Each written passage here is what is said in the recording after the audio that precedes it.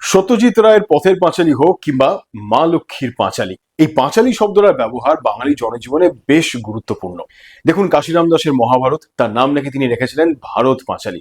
আবার দাশু রায়ের পাঁচালী, ঊনবিংশ শতাব্দীর বাঙালি সমাজ, নারীদের অবস্থান, বিধবা বিবাহ, সেই সময় সমাজে কি কি ঘটছে তা নিয়ে লেখা দাশু রায়ের পাঁচালী সেই সময় খুব জনপ্রিয় হয়েছিল। তার সঙ্গে যোগ করুন মনসা পাঁচালী, সত্যনারায়ণ পাঁচালী। ধর্মীয় পাঁচালী বা বিভিন্ন সামাজিক বিষয়ের পাঁচালী বাঙালি সমাজে প্রচুর রয়েছে। শব্দবাজি বাংলা শব্দের খেলার কাজ, বাংলা শব্দের উৎস খুঁজে বের করা।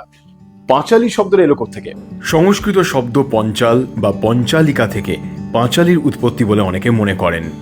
পঞ্চালিকা মানে পুতুল। হয়তো পুতুল নাচের জন্য তৈরি করা কবিতা বা আখ্যান থেকেই পাঁচালীর জন্ম।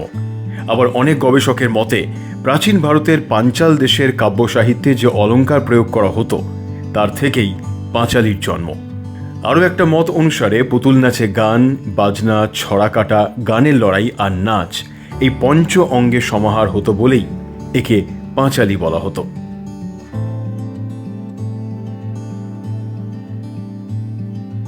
শব্দবাজি বাংলা শব্দের মজাদার খেলা 2010 সাল থেকে ফাটছে বাঙালির মগজে।